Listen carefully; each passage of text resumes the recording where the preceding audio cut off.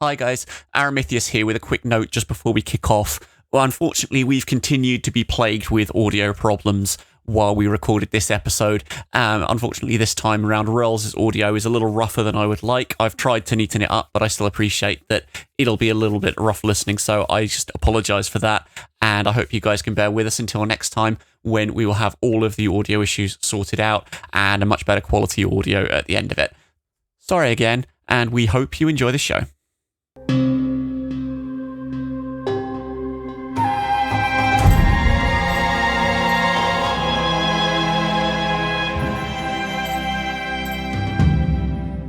Welcome to the Wondrous Atlas of Creation's Destiny, your guide to all places and plots exalted. I'm Raelz. And I'm Aramithius. Cool. So, as we've heard in the earlier episode, we've told you all about the Dragonbloods, all of their wonderful martial exploits and troublemaking prowess. Now we get to go into some of the actual plot hooks so that you can use Dragonbloods, be they for your players or just to make them as your villains. There are a handful of, I won't call them archetypal games, but a handful of frameworks for games that you can use with Dragonbloods. Arguably, I think they have more than most other Exalt types, just because, again, they have structure. Yeah, they have so many reasons to come together compared to other Exalt types. Yeah, and the first one is the easy one and the obvious one, and arguably, it's the same first game that every Exalt has. It's the Wild Hunt game. Yes. It's just that this time you get to be the baddies. Yes, where you pull together a bunch of Dragonblooded and go and hunt down an anathema, whether that's solar, a lunar, or a particular exigent that you've designed and designated as anathema, whatever you want it to be. It's a deceptively complex structure as well, because you can do so much with it. I'm currently in the process of gearing up for a play-by-post game where the premise is a wild hunt, and there are factions, or there are about 3 different Dragonblooded factions represented within this particular wild hunt, because you can just bring so many people in, because the Immaculate Faith, the Immaculate Philosophy is such a broad umbrella. The immediate and obvious one is the Realm and Lookshy. They will cooperate on wild hunts, and so you can get Lookshy Dragonblooded and Realm Dragonblooded interacting quite happily in a wild hunt game. You can also get a variety of different archetypes as well. Immaculate Monks, this is absolutely where you can be a Kung Fu monk with absolute impunity, and a whole bunch of military people as well. You can bring in your unit commanders to lay siege to a place that won't give a soul or up, or things like that. Just ways to bring that in, and if you really want, you can also go investigative and sneaky. If you're trying to run a lunar to ground, that's a very, very different game from trying to eliminate a solar who has raised his banner against the realm. And I'm allowed to mention them in this side of it because it's for people who have a little more experience. There is an old 2nd edition thing that I can say you should look for if you're ever going to run a Wild Hunt game. And frankly, if you're new to actually writing Exalted games of your own, honestly, just as a good archetype for how to structure it writing-wise, there's an old 2nd edition pre-written adventure called To Hunt a Monster, which is just a standard little Wild Hunt game that is perfect for it. And it's about hunting a lunar, and it basically smacks me as a tutorial game, because it tries to cover every single thing that you could do. So you can do, like you say, all of the little combat things. You can do the investigation-y things. It had a bunch of social things as well, because basically they have the conceit of that game is you go to the village where the lunar is supposed to be, and the lunar has done Among Us with one of the villagers. And you've got to figure out who the lunar is, and the lunar keeps changing who the lunar is, because it's a lunar, it can do that, and the whole village is in on it. So whoever he's replacing just goes and hides in their room for a while he's out there being them. And yeah, a Wild Hunt game is really, really good to just get. It doesn't funnel you in what you can do, just because you're dealing with other Exalts who will have all different manners of ways of trying to hide and be sneaky and fight and what have you. Yeah, it's one of those games where you can just basically make any game into a Wild Hunt game. You can have sneaky political intrigue, you can have outright military conflict, you can have Monster of the Week, in the sense of you can have whatever minions a Luna throws at you. Or equally, if it's a higher Yeah. essence game, it can be monster of not necessarily monster of the week, but monster of the few sessions for just going on successive wild hunts. Yeah. Although one of the things that I would kind of recommend just as an overall structure is let them see what they're hunting to start with. I mean, it's fairly typical 3-act structure, but let them interact with the main antagonist to start with and then have a break. You're going to have to find some way of breaking up the first combat, because there will be combat. So either you make it clear that this thing is way more powerful than the things that are hunting it, and so they'll have to kind of escape, dust themselves off, lick their wounds, and regroup. Or you give the thing a mechanism to get away. If it's a Luna, it could just be as simple as it turns into something small and disappears down through a crack in the wall. But if it's something like a solar, you may need to be a bit more inventive about how they escape. If it's a solar and it knows what it's doing, generally it will have minions that are willing to die for it. Or equally, I'd say the best type to do. Lunas are good, but I'd say the best type of Exalt you want to do if you want an uncomplicated wild hunt game, so that you, the DM, don't have to do a lot of wrenching and thinking of how you can pull all of the bits here. Use an Abyssal. They've got the perfect power set for pretty much every stage of this. Yeah. And they look unambiguously evil. Yes, that depends. Yeah, that's another kind of dial you can play with, the moral ambiguity as to whether the thing that you're hunting is something that is absolutely irredeemably evil, or whether you want to start questioning, are we actually doing the right thing by razing the countryside and making all these people homeless to kill their shining champion who they want to kiss their babies? Yeah, because the thing is, I've been having it rattling around my head for a while now. I haven't been able to pin down exactly how I want to do it, but the idea of a wild hunt game where the express goal is basically inducing a sort of crisis of the faith in the dragons and get them to question the whole "are we the baddies" bit. Yeah, there's actually some flavor text in that you can do that, and I would potentially kind of you set that up as kind of macrocosm, microcosm is the way I would do it.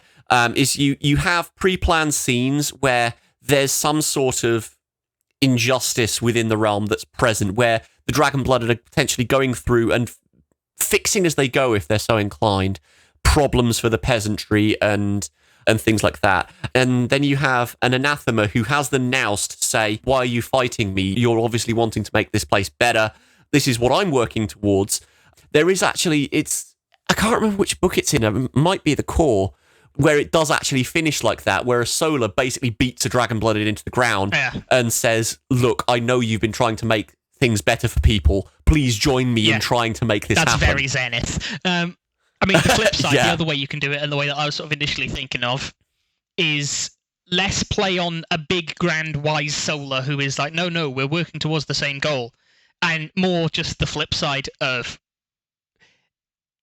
it requires a very specific setup. I think you'd need to put an Immaculate Monk or something as an NPC in the party, basically to be the driver of, no, we have to go and do this, but kid who exalts as a solar. Yep. And it's just like, they're not trying to do harm, they're a child. Like, the worst damage they did was when they exalted and beat up something, ramp up the tragedies on this solar, and just make it so, like, the Immaculate Monk is there whispering in their ear that it's evil or it's awful, it needs to be taken down. And the dragon's just there sort of, every time they actually get evidence of it. It works better as a mystery here, where they don't know exactly what it is. They know, because they'll have been told there's a solar, it's dangerous, it's in this area. They won't have told you it's a kid, it's scared. That one. And so have them slowly piece together, oh god, we're not hunting some evil, scary monster. We're hunting a frightened child that's running for its life. Oh, we're the monsters here. Oh no. Yes. And then, potentially, if you can do Golden that... Order fishes them. Or, not Sorry? Not Golden Order. What are they called? The Gold Faction. Yeah, the cult that that they build for people. The cult of the Illuminated. Yeah, having basically some of them sort of quietly fish the dragons up as guys on the inside. Possibly. Although, what you could also do is let the solar go, then have, say, 50, 60 years pass. And he becomes evil. Yes. Yes, you get to play up the flaws of the Great Curse, which, if someone exalts as a child, is going to be even worse, because they're going to have less social awareness about what's going on. So you can say, oh, right, it gets away, and then something happens with the great houses. The money gets pulled out, and the hunt can't be financed anymore. They need to go back. And then you have the group go through the region for... potentially for old time's sake. One of the kind of the things about sworn kinships is that they will occasionally reunite and go off on wild adventures in their dotage sort of thing. Yeah. So you can have that sort of game where they're kind of revisiting what they did before, and then you can say, oh, it's all changed. What happened?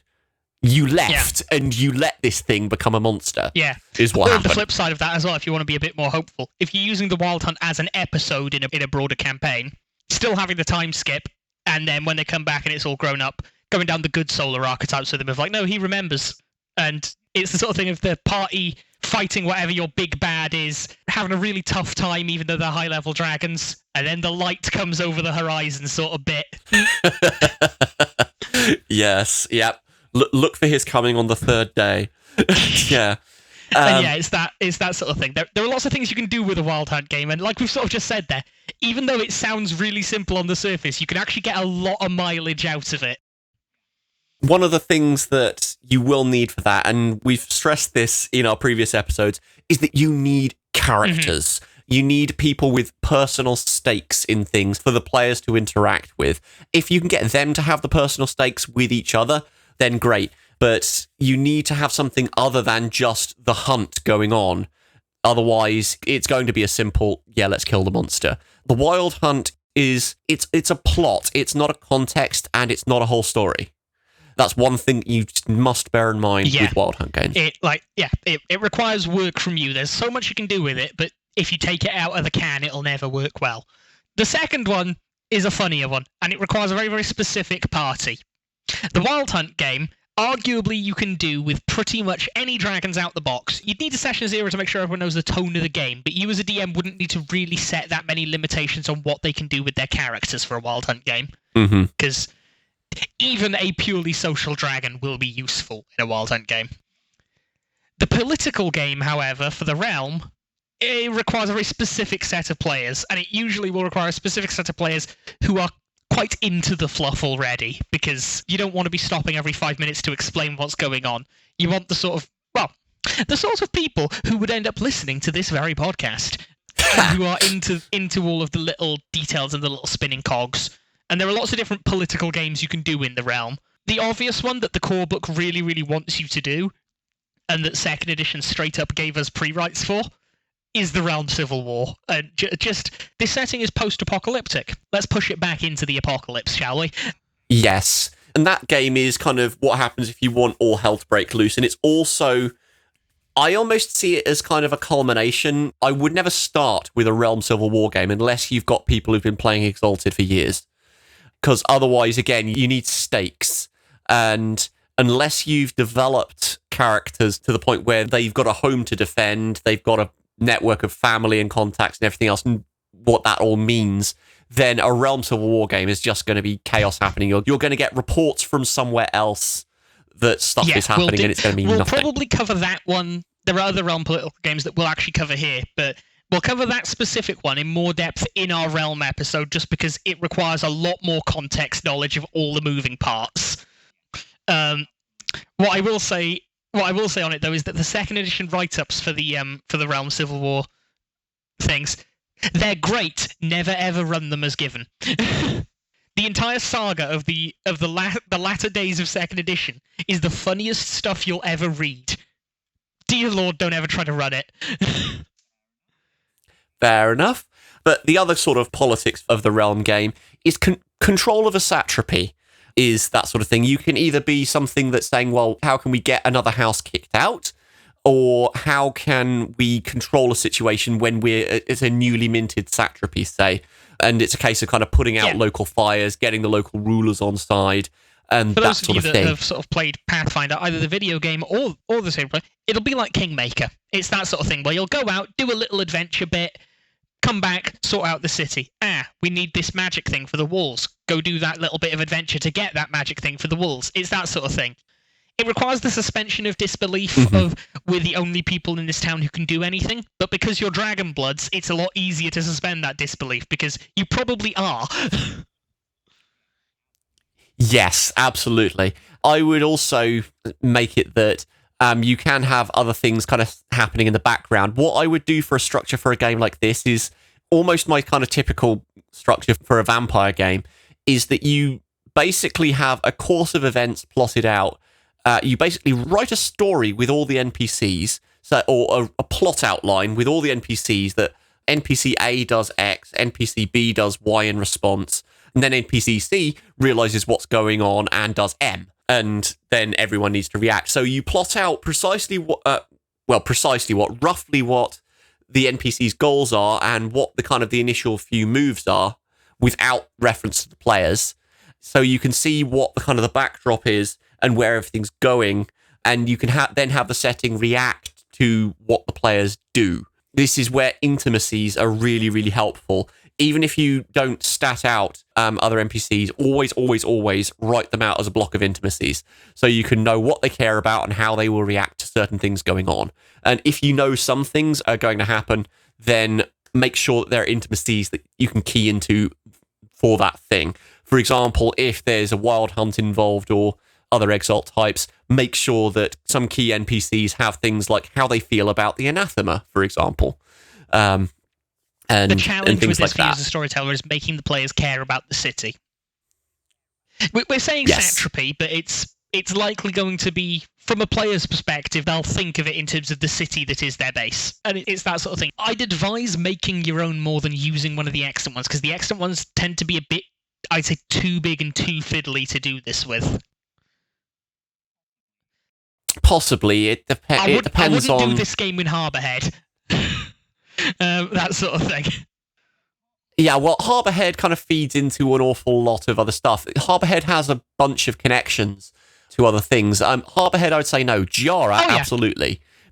Things like Jara, Vanaha, to an extent, somewhere like Antang. Yeah. Because less depends on that one satrapy failing.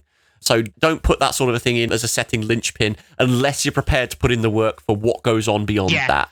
I'd actually say arguably the best place to do it is just north of the Scavenger Lands, because there's supposed to be a bunch of satrapies there and we basically know nothing about them on that coast. Yes, Meadow and all that stuff.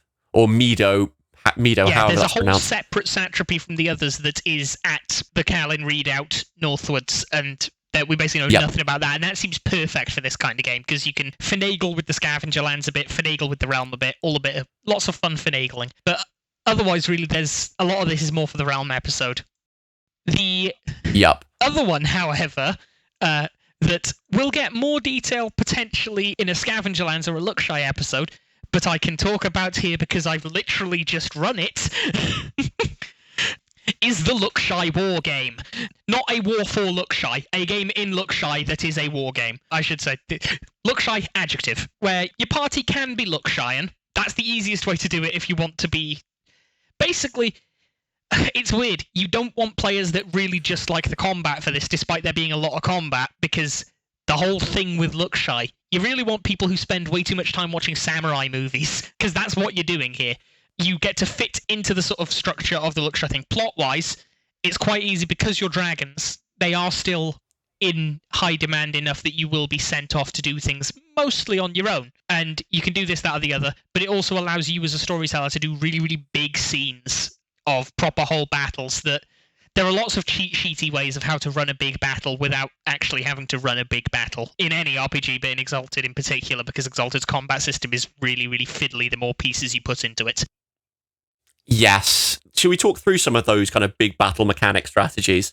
My go-to is have certain interactions between battle groups where the players aren't directly involved as a scripted encounter, saying that these will always play out a particular way. I also tend to go towards a kind of vignette structure, where basically the battle as a whole, I chop it down into individual little fight scenes. They're the only ones we do the combat for. A lot of the rest of it is just out-of-hand role-played, where it's like, only get the initiative track out when it actually matters to have the fight, as compared to the other little scraps.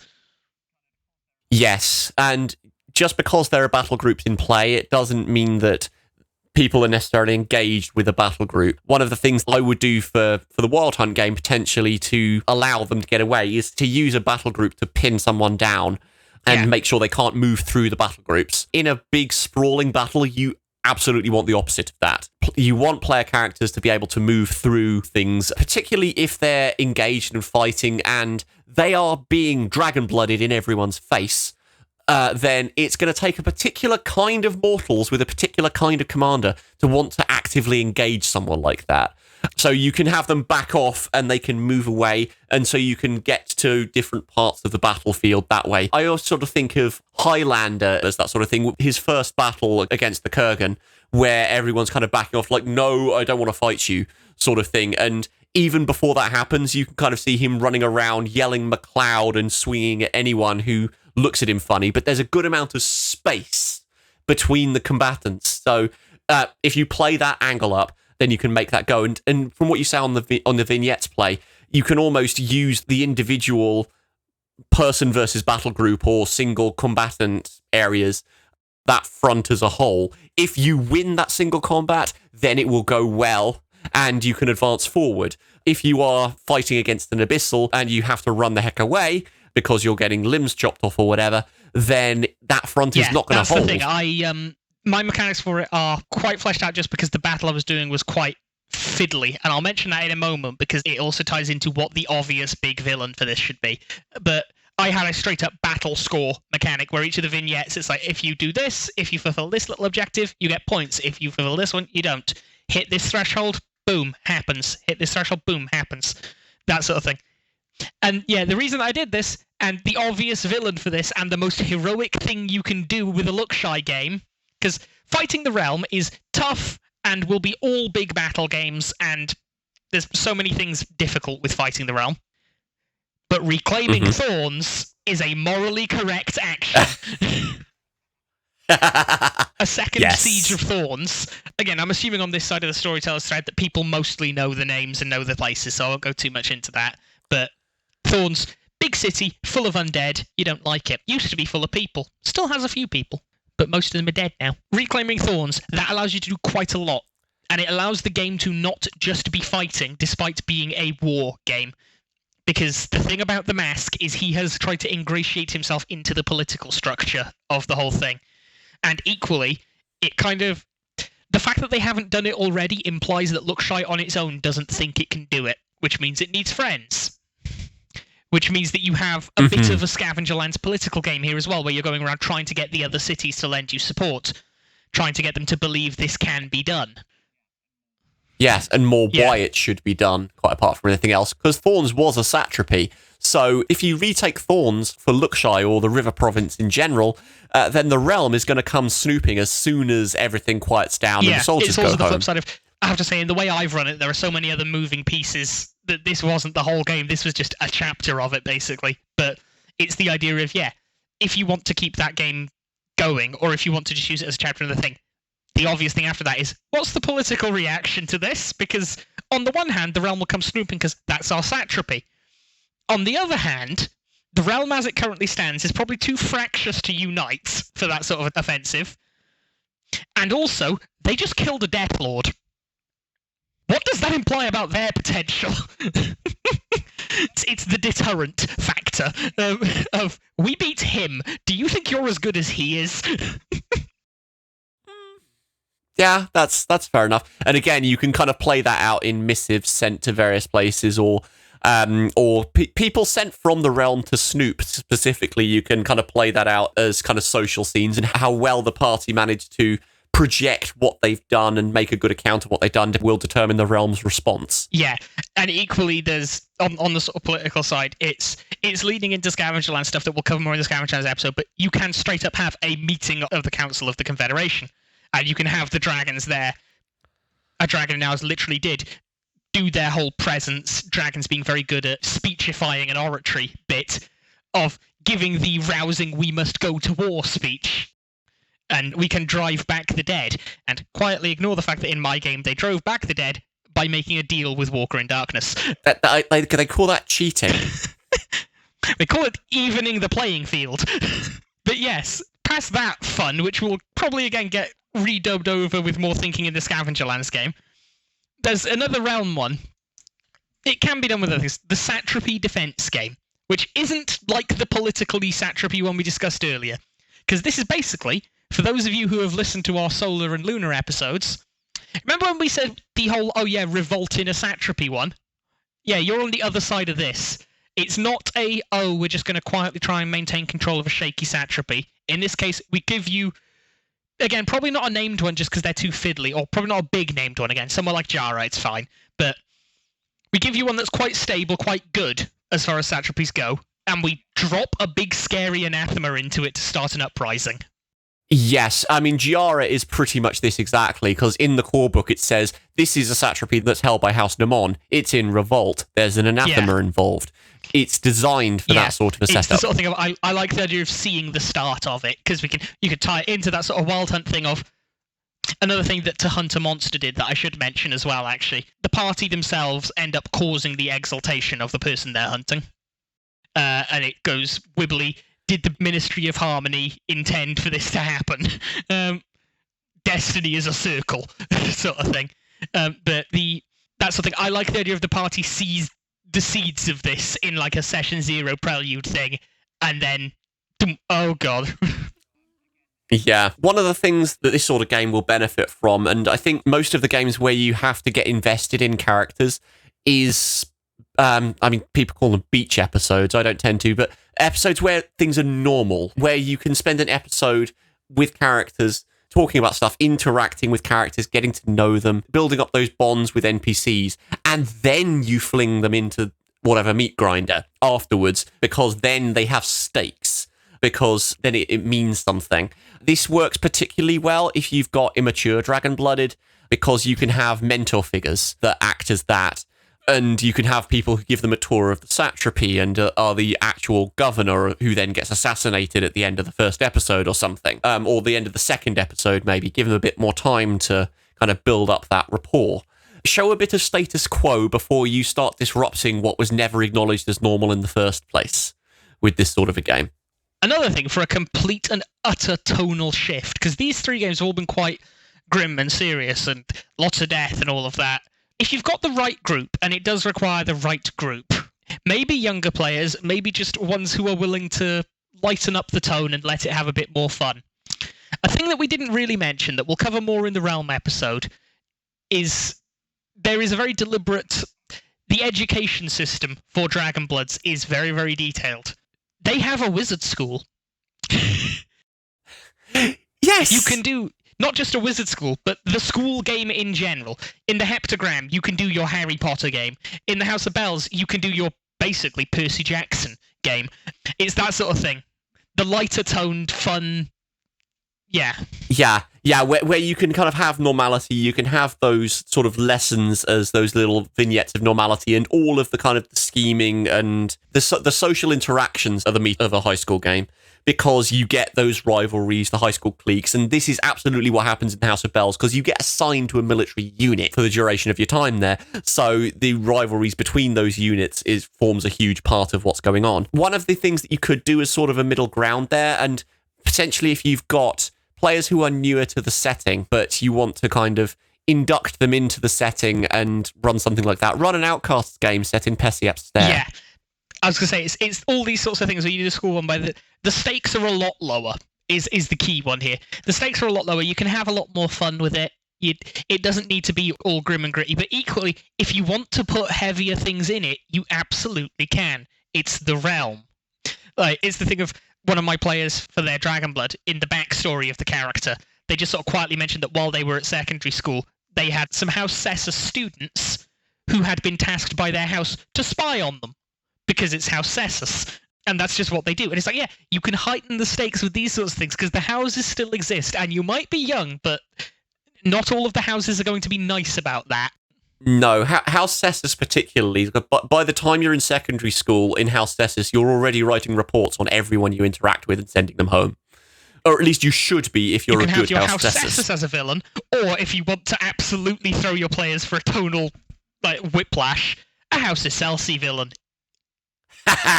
Either option A as another student, which is the obvious one, or option B, the much funnier and much scarier one, as one of the teachers. The House Excelsi teacher. In fact, in your Pessiap Stair game, that's perfect. Because, you want to go to the Tepet Legions? I've been told Tepet doesn't get the good ones. Yeah, absolutely. And if you want to do one of the ones of higher stakes where kind of the students end up saving the school, that's absolutely the thing. An SLC teacher. Unmask the SLC. Yeah. Yeah. But equally, if you want it to just be lower stakes and just be a casual little romp, maybe even as just a short, like 5-6 session prelude pre-time skip to a different game, if you wanted your party to get to know each other. I would say that that's probably easier in a longer term game that's going to be more military focused, because the House of Bells absolutely has that structure, but everything else is a bit more conceptually limited, Yeah, the I think. heptagram. Yeah, that's a bit rougher. Although, I raise you, Cloister of Wisdom. You can build a whole party out of the sort of people that end up at the Cloister of Wisdom. Yeah, that's true. You could end any number of Immaculate Academy. Monks.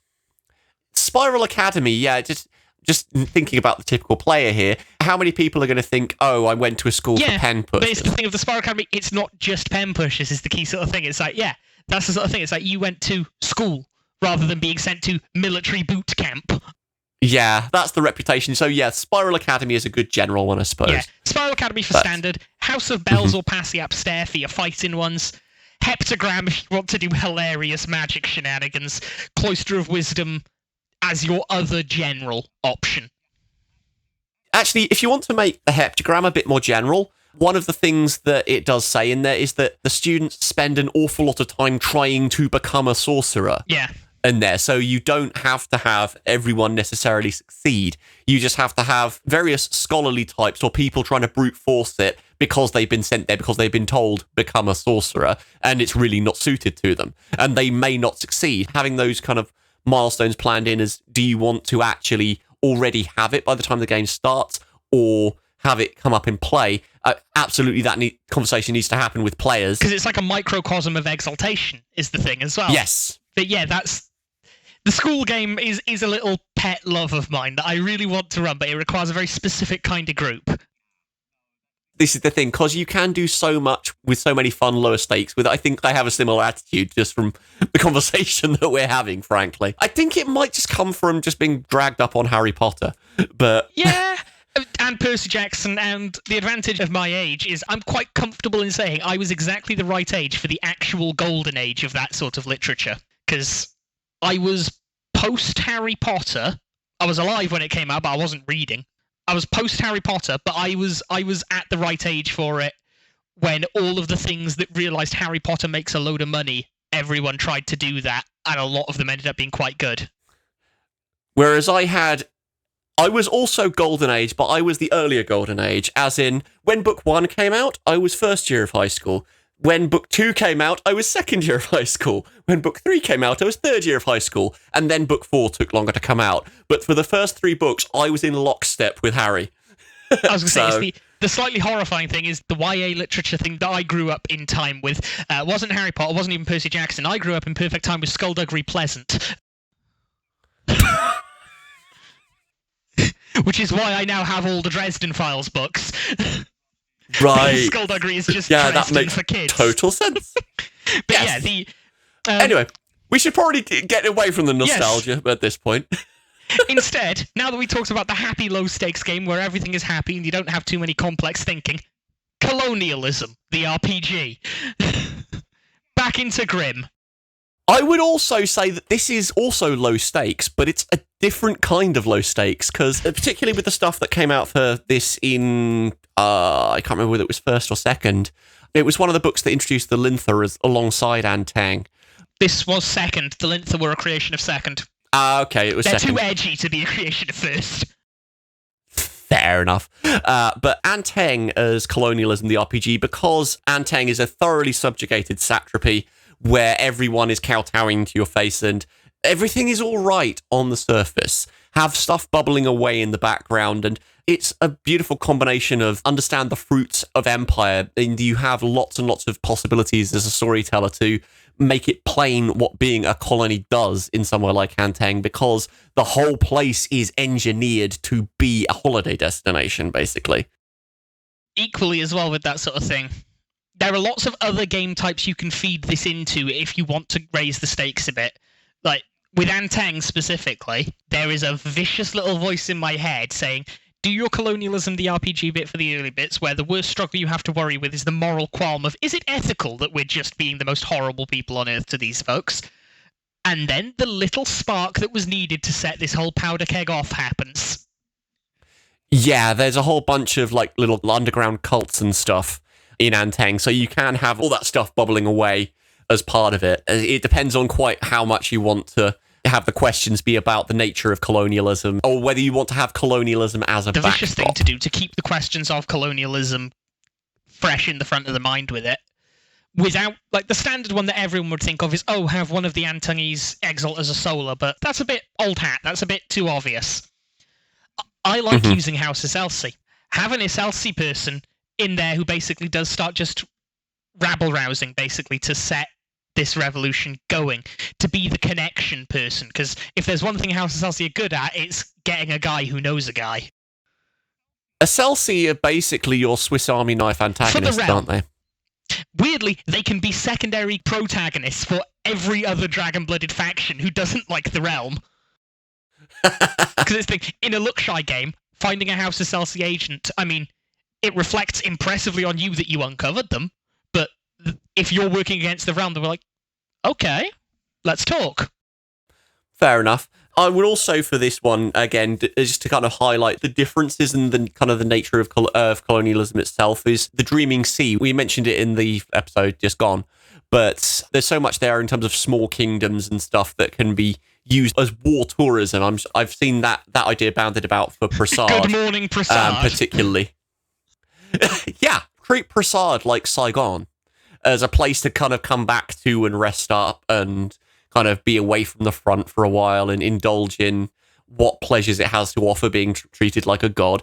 And then you go back to the seas to fight the pirates. Yeah. And there you can actually use the Seven Storms as a baddie. For once, something that isn't House Iselsi. Frankly, the vicious little side of me says, Prasad is one of those places where you can have an Iselsi ally. And the party, if they're actual realm loyalists being tourists here, just never find out that they're Iselsi. And just have nothing of it. Yeah, no, House Iselsi has its fingers in Prasad because Prasad is becoming a problem. Yes, this is why you sort of have that map of what happens if the PCs aren't there, because you can have concerns going on that are entirely unrelated to what you think the main plot is. That if the players cotton on, then it can lurch in a different direction, and it's really rewarding for the players when that happens. If they think the story is warping around their interests and then they can help build out the story, then that works really well, and they feel like they figured stuff out. I'm currently running a very mystery-heavy vampire game, and kind of half of the things that the players are uncovering are things that I had planned to start with, and half are things I've course-corrected for because it would be neat if their initial suspicions were confirmed, sort of thing. So I'm exactly the same with my Exalted game that I've been sort of running. It's the same thing I mentioned earlier, that they got look-shy to work to retake Thorns. That was not planned for. That's just kind of something that the players decided we're doing. And I'm like, okay, let's go. Pretty much because there was a meeting of the Council of the Confederation for a completely different reason, and they decided to be really hostile to the Masks person there. Yeah. Which is a way to start. And then it just disappears off in another idea, which is just a grand example of no storyline ever survives contact with the players. Then there's the two that fold into one. The Immaculate Missionary game and really the Warrior of Power game, because both of these are just pick a kung fu movie, and you can do that. You can be your wandering monk thing. For your Immaculate Missionary games, you've got really two options. Either you're converting non-Immaculates, which means you're going out really far out into the weird places where people are funny. This becomes for you then basically a very, very tense, very, very dangerous game, because the nature of the realm, the only places that are left that aren't immaculate have good reason to not want to be. Yes. I'd say with those sorts of things, the way you're talking about this kind of disappearing off into the forest and then finding a tribe to convert, which isn't generally the way these things would work, missionary-wise. No, I'm thinking more like sending you off to the Haslanti sort of thing. Yeah, having something that's a known entity that you can read up on and as a character and prepare for. It's more the thing of like the only big knowable entities that aren't immaculate anymore tend to not just be not immaculate, they tend to be hostile to the immaculates. The only safe option is doing it in the scavenger lands. For the ultimate of that, I just will not forget one of the PC's fathers in the Fall of Giara game. It turns out that this particular House Pellet scion got the Immaculate Faith very, very hard, and decided it would be a good idea to go off and try and convert the Mask of Winters. I can't imagine this works well for him. Not dreadfully. No. Yeah, so you've got all sorts of stuff that you can do with that. You can, and I'm trying to think the kung fu stuff. You're absolutely right, but and it's not just immaculate missionaries, just immaculate monks in general. This kind of half can play into a political game, isn't that? You see how a satrapy is being run. Is it being run well? Is it being run badly? If it's being run badly, then immaculate monks historically have been one of the biggest sparks for rebellion, and that you can kind of do things that way. Or you can have a game where you have immaculate monks who have gods that are acting up and need to be brought to heel. The Godbuster game has a certain charm to it. Yeah, absolutely. The one that I've written up for the Wondrous Atlas website has the god busting as a kind of a prelude. It was written originally as a Solars game, simply because that's what the comic that it was based on had. But it would work equally well for some immaculate monks who are actually concerned with the well-being of a particular satrapy they come across. It's set up in the write-up that an immaculate's actually the villain who was the one that's saying, I know how this god works, I'm going to screw with him. But you can take that element out and say, well, someone else is messing with the god, and it's your job to find out why and get him back on board with the Immaculate Prayer Calendar. The fun thing that you can do in this location, and that you can do this plot in, and that opens up another really, really funky thing you can do, is if you do this in the Scavenger Lands, because the Scavenger Lands is absolutely lousy for gods, and they're not renowned for behaving well. But this allows, if you're Luxian monks or if you're Realm monks, for you to meet the other half and have that. It's the weird thing where you're having to advertise interfaith dialogue as an actual selling point for the game, but I think it can actually work. Ask me in a while. I'm currently in a play-by-post game where it's a Wild Hunt game, and I am really, really thinking about whether or one of them signed up to be an Immaculate Monk. And so I'm really, really wondering, do I go with someone who's involved with the Wild Hunt for political reasons, or do I go with a monk from Luxai who can then have all sorts of squabbles with the Immaculate Order monk? Over petty matters of theology.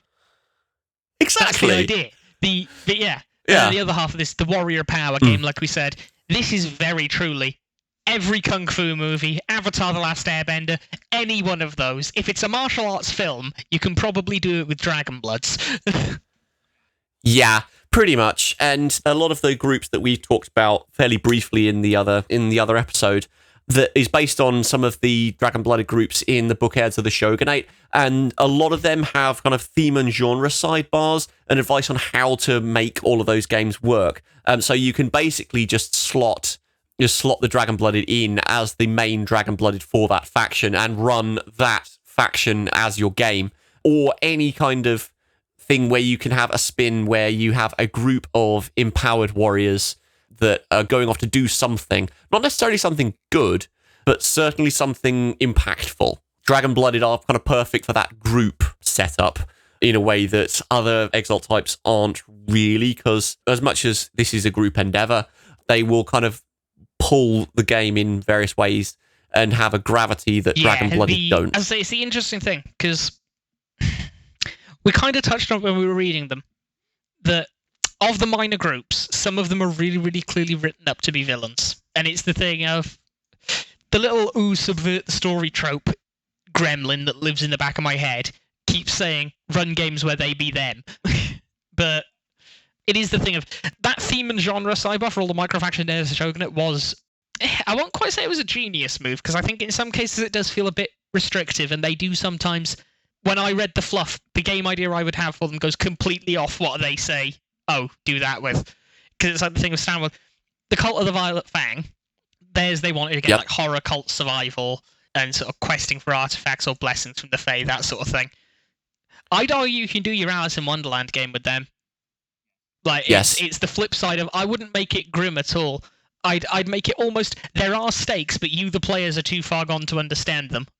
It is, for the Team Fortress 2 analogy, you're perpetually in Pyroland. Because, well, frankly, I probably, in all of my games and all my writing, treat the Fae as perhaps a bit more maddening than they might be intended to be. But that's mostly just because they trigger off the demons from Warhammer reflex in my head. I was going to say that, I know you think of the wild as the warp, so... Yeah, it's that sort of thing about, you can use them as a horror item, but equally, it's arguably even scarier if you're playing with players that know it, where you run it completely straight and beautiful. Of the fair folk are the prettiest thing you've ever seen. This is absolutely true. Because it requires a very special kind of madness to see that. But yeah, when we come now to the last sort of bit of, how do we use Dragonbloods as bad guys? And I'm going to make a controversial statement and say Dragonbloods are one of the easiest exalts to use as villains for everyone. Not just because they hate you, but villains for other Dragonbloods as well. Yes, because they can have very similar goals to what your party want, and so it can get in the way much more easily. They're more relatable, and you can also have them slightly higher powered, so you can have them almost beat the party, but not quite, sort of thing. Yeah.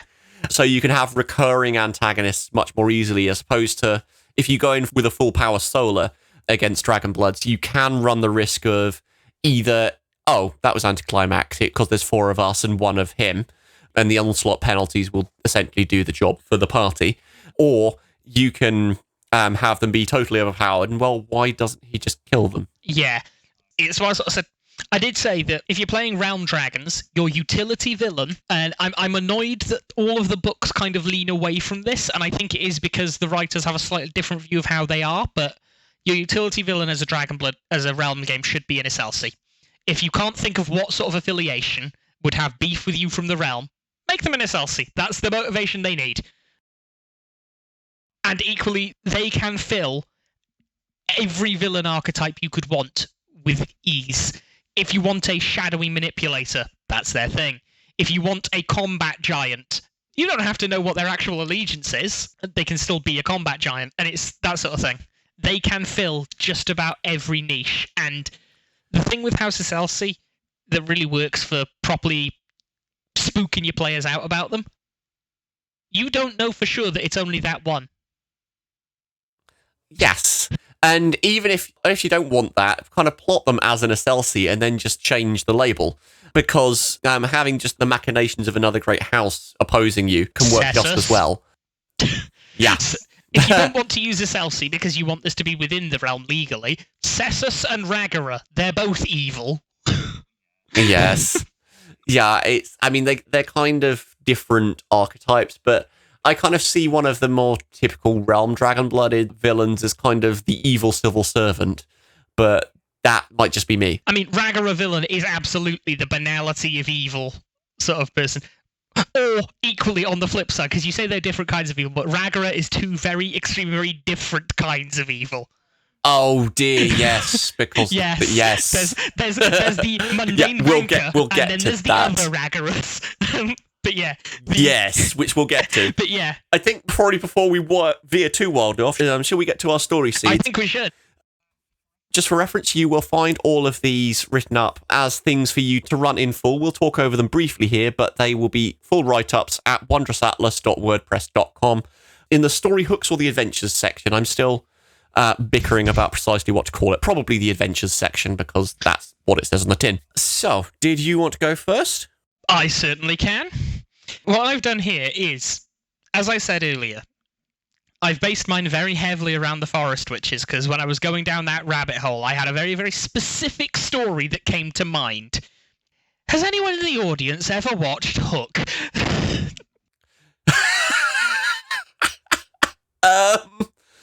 Right. Or Return to Neverland, both work. And that's the one I chose for the pun for the title of this, as I have labelled this one, Return to Atziluth. So, you have basically 2 options for your start here, because I like giving you variable ways in. Either A, you're realm-born and this is an issued wild hunt, because whilst, yes, they're technically dragons, I am 100% of the belief that the Forest Witches, if any of them get known to the realm, they're getting labelled as anathema. or B, your local-ish dragons to that sort of northeastern region who get caught up when the witches raid a caravan that you're traveling with. Both of these will be just sort of little session 0 sort of things. And either way, you're out east and after the forest witches.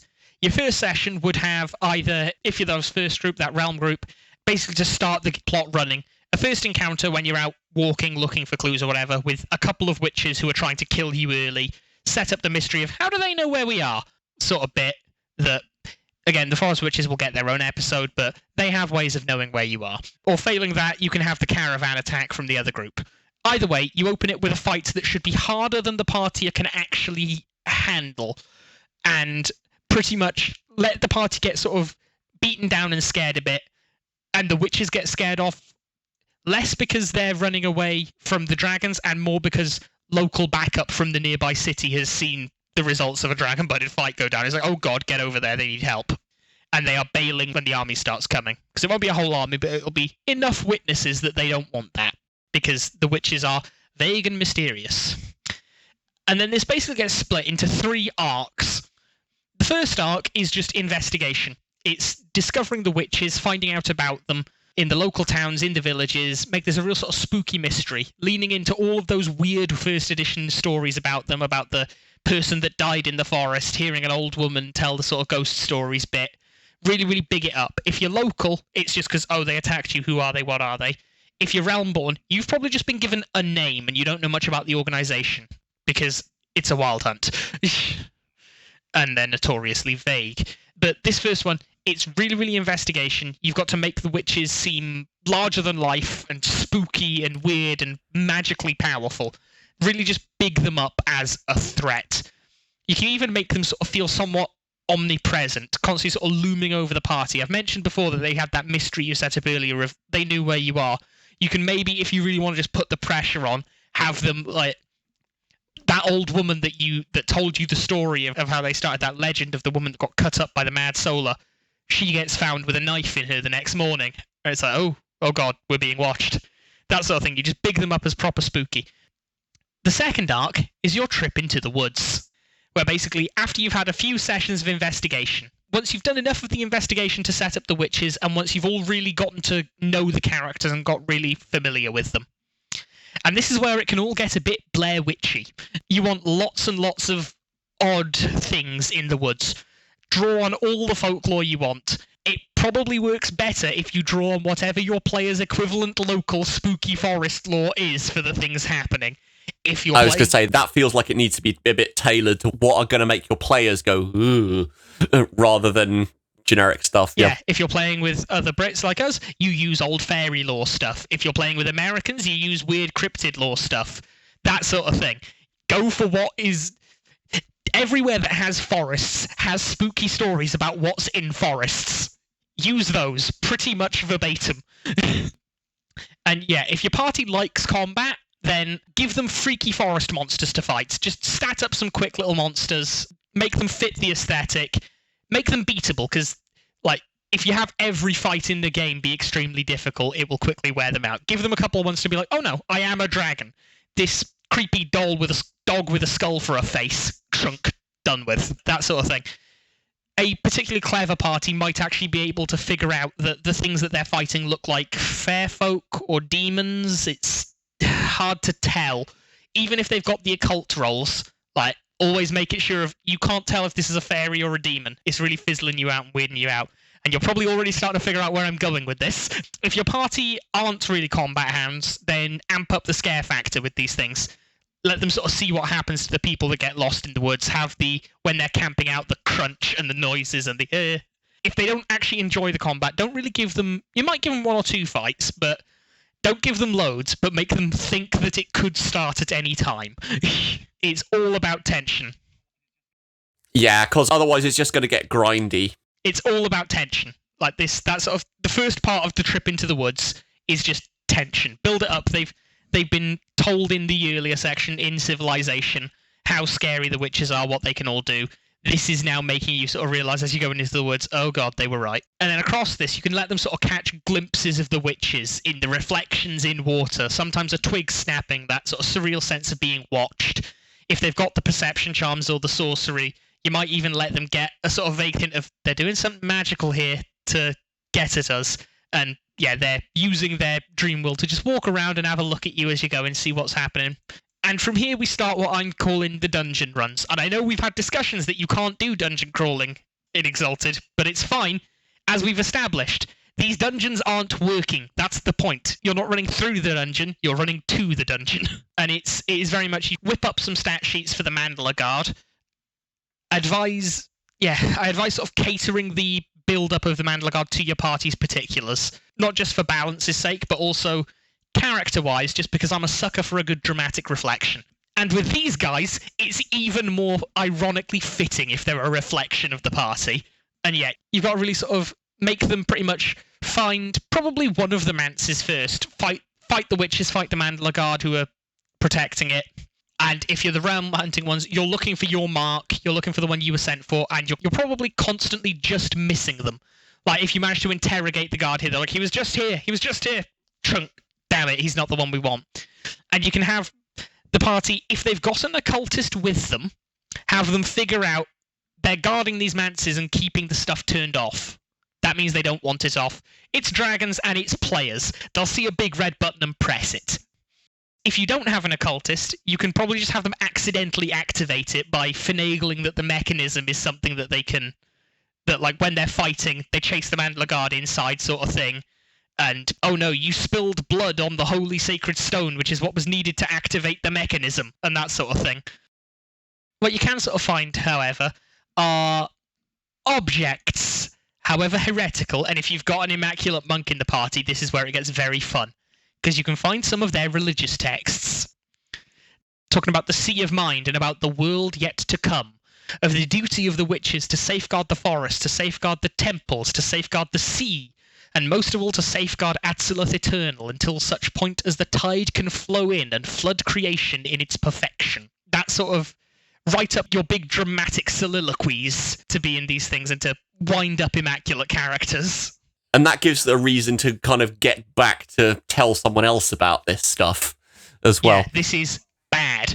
And you do want to, basically, depending on your party's preference for combat, you can either sort of play out the 5 mances, you do want them going to all 5 for this, or you can just sort of do 1 or 2 and vignette the others between it. Depends on how much your party likes fighting. But either way, they will get through the 5 mances, sort of gauge how much the party like manse busting.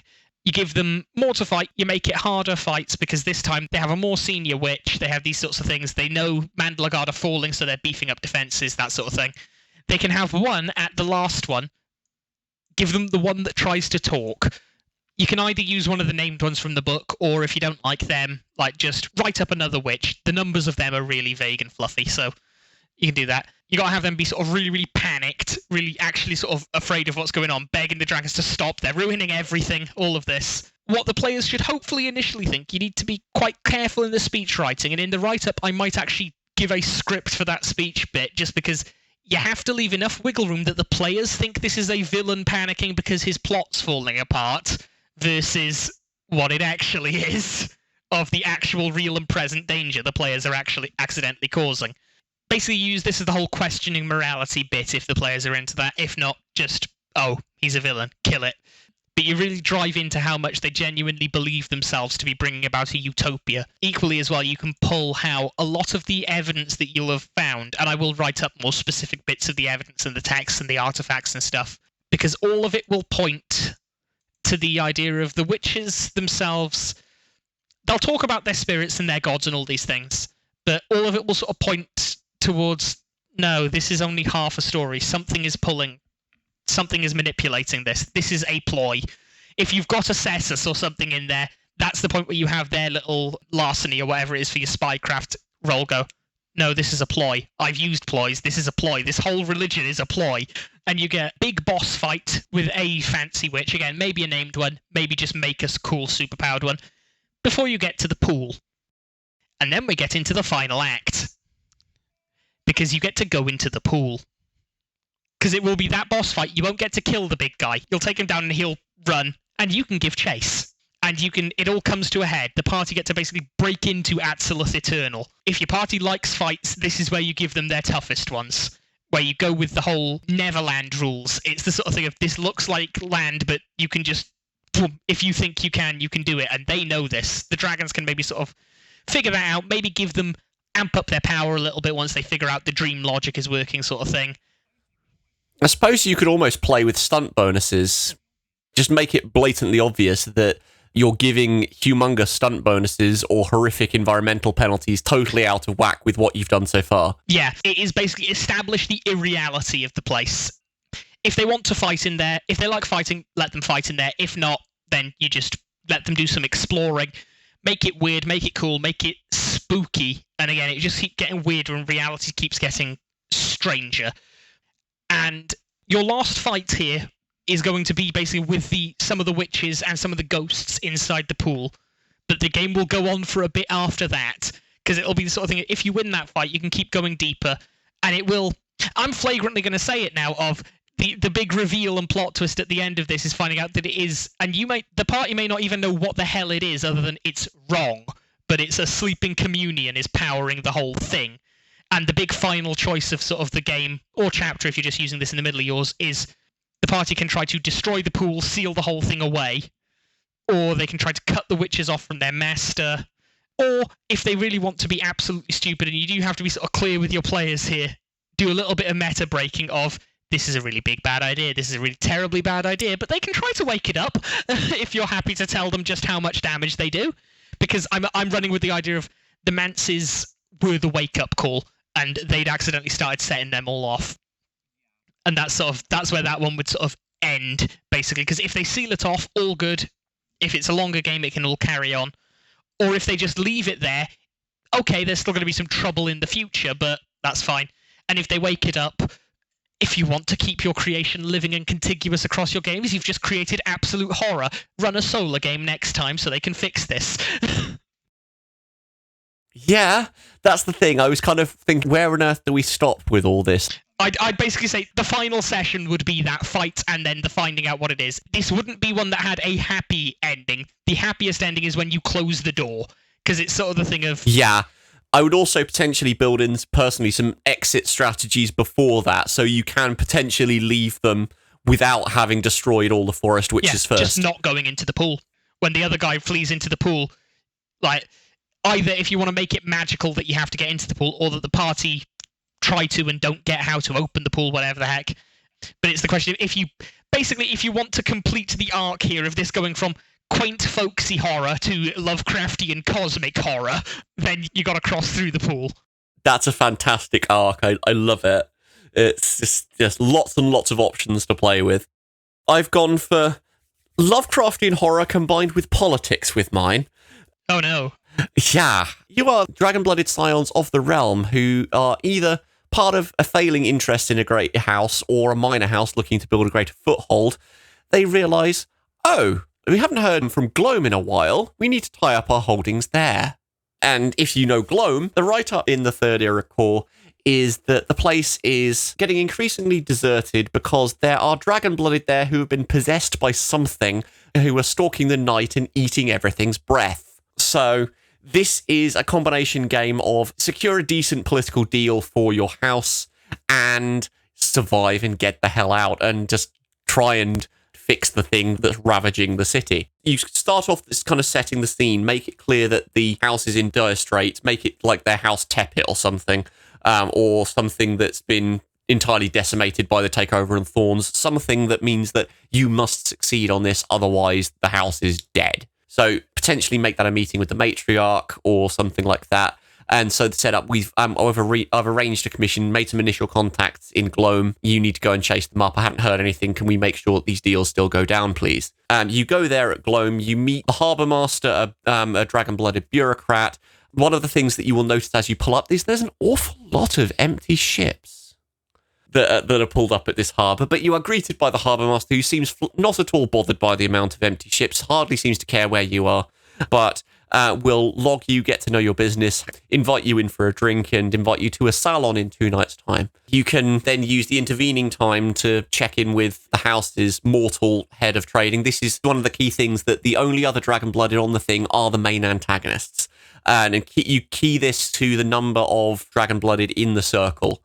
more or less. So you can have either the one magnate who is ruling over everything if you've just got a one dragon-blooded game, or you can just have other characters come in and be introduced as you go. But you check in with your house's main trading head and the people who you're dealing with, have one of them not turn up for anything and be found dead with absolutely nothing wrong with him, apart from the fact that he's not breathing, or she. There is a residue of worms, maggots, some other kind of rotting insects, just kind of making the things that this is ever so slightly off. And you can then introduce another dragon-blooded as a magistrate who they can appeal to the authorities, say something is up. Suspicion will immediately go on to the PCs. You're newcomers. This is ridiculous. You turn up, he's dead. Give them a reason to dislike this magistrate and just kind of set the suspicions rolling against the dragon-blooded sort of thing. And of course, they can start conducting their own investigations. You can start chatting with some of the mortals that you find. Note that as you kind of get into this in more days, you need to make it clear that there aren't many mortals around at night. If anyone tries to look at what's going on outside, you'll notice that people are generally going to sleep on the boats as the evening draws in, particularly the poorer inhabitants, because they know bad things happen at night. Then the gala can happen. This will be done with either a third socialite, dragon-blooded, or someone they've already met as the hosts. One of the key things that's being showed off is some fantastic shiny new weaponry, wonders of the First Age. They will be magnificent artifact weapons that are made of materials like orichalcum, moonsilver, stuff that will immediately start ringing bells for, yes, there's anathema involved somewhere. You can also use this gala as a place to introduce some kind of mortal business handlers and have some kind of brass tacks trade discussions break out over port and cigars sort of thing. If they stay late into the night at this particular gala, if any of them happen to glance out of the window, then you can have them see another dragon-blooded who they don't know outside, kind of just walking the streets and not looking normal. Something very wrong with the way they're holding their head or their head in general. That's a very, very odd headdress, not something you've seen before. Something to emphasize that there is stuff kind of inside coming out of the mouth and kind of doing the sensing and the feeling is kind of the aesthetic I want to go for. Bug hat. Yeah. Also, another thing you can do with this in general, with this gala, is kind of the gossip about the murder, see if anyone heard anything. And then it's, there's actually been quite a few of those going on. Point of the gala scene is kind of deepen the whole mystery of the thing, get them to dig another level beyond just the kind of the murder scene sort of thing. Next day, you can have them cut a deal with a particular trader, and then over the next few days, realize that his ship hasn't actually gone anywhere. And it's mysteriously empty. We can't find our trader anymore. But one thing that they will find as they start to search through all these ships is a bunch of homeless people living on board the ship. And this is the point where you get them to have a chat with some of the stuff that's really been going on in Gloam, with the people who are terrified of what's going on for their lives, that they don't sleep on shore anymore. They hear bad things for people who sleep on shore. And as part of the kind of the ongoing stuff, you can have them checking on their trade stock, see, is it moving? Do we need to start making alternative arrangements? You can find more people sheltering in warehouses here, and a smuggling ring connected to First Age artifacts, potentially also another one of the dragon-blooded here. From this point, the smugglers are the hook to the big end game. You contact the smugglers, ask them to meet at night, find the place pretty much entirely deserted, that any of the mortal smugglers they've interacted with will be dead and strewn about the place, covered in maggots, same drill as the first body that they found. If they met the dragon-blooded smuggler, he will be busily feasting on their breath and spewing maggots, insects, all sorts. If they haven't met anyone for the smugglers, that's down to you as to how you want to play it, then this can just be some nebulous threat that you don't recognize. Maybe the one from they saw outside the window, depending on how you want to play it. They will then attempt to flee. They can kill the monster if they want. The key thing here is to drive them to find out some bits in the smuggler's stash about the paperwork and the provenance of the First Age goods that are being smuggled out. This is linked to some of the stuff that was being shown at the gala earlier, and to have some talk about catacombs under the city being where they're being excavated from. If they go to the catacombs straight away, you can go straight to the end. But if there's anything of the interim, you can say that there's some paperwork arriving showing that the Circle stuff is getting repossessed, sold off by the authority of the Dragon-Blooded that are running the city. They're doing all that they can to kind of pull everyone in. If they go to the ships, the captain is fighting off the magistrate's troops. there's some very, very obvious sort of corruption going on. Have them here get into something that's too big to be contained, and so they have to start staying out of sight, which will also drive them underground to the catacombs. So from this, you can start to investigate the catacombs, and you can find some broken seals of the anathema, is the way that the book puts it. That there is some stuff down there that really shouldn't have come out. You can then have any of the remaining dragon-blooded NPCs down there in full beast form with their distended heads and the thing coming out from inside them, and some kind of hive thing that is both a thing that can be fought, which isn't a good idea, and the kind of a large part of the place itself. The main thought being, right, you need to either get out of here, flee, take what you can, or seal it away again, if you can. Give them kind of bits of the thing to fight and make it clear that there's more coming. Use kind of the overwhelming bits of combat and the breaks to say, well, do you want to carry this on, sort of question. And then have them run away with taking whatever they can with them in terms of deeds and goods and whatever artifacts and whatever deals they've managed to cut during the day to help restore their house's fortunes, and having killed the last dragon-blooded in the place. Hopefully they should have all of the dragon-blooded dead that you've revealed to them. The monster can potentially be still there. If they want to try and steal it away, if they've got a sorcerer with them or something, they can. But that's not necessary. It's basically get out with everything you've got and run away to live another day, is my idea for that thing.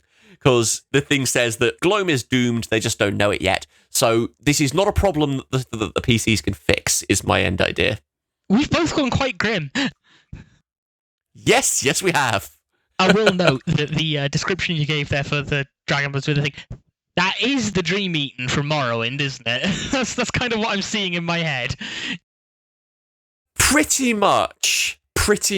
I'm taking a good chunk from the Ascended Sleepers, yes. But yeah, that kind of really looks... We've both gone for just really depressing end states for these.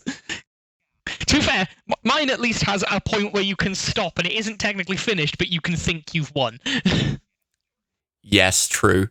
But yes, both of those will be up in wondrousatlas.wordpress.com if you want to take a look at those with full antagonist write-ups and everything else. And yeah, we do hope that you've enjoyed our ramble through how to run Dragonblooded. If you have any questions at all, do send us an email at wondrousatlas@gmail.com. And otherwise, thank you very much for cracking open the Wondrous Atlas of Creation's Destiny with us, and we will see you next time. Indeed. Goodbye. Thank you for listening to the Wondrous Atlas of Creation's Destiny, an Exalted podcast presented by Aramithius and Raelz. Check out the show notes and story seeds from this episode at wondrousatlas.wordpress.com, and if you have any questions, drop us an email at wondrousatlas@gmail.com. The opening music for this podcast is Travelling to the Blessed Isle by James Temple, and the closing music is Exploring Creation, also by James Temple. Both tracks are taken from the album Exalted, Dreams of the Second Age, and are property of Onyx Path Publishing, used with permission.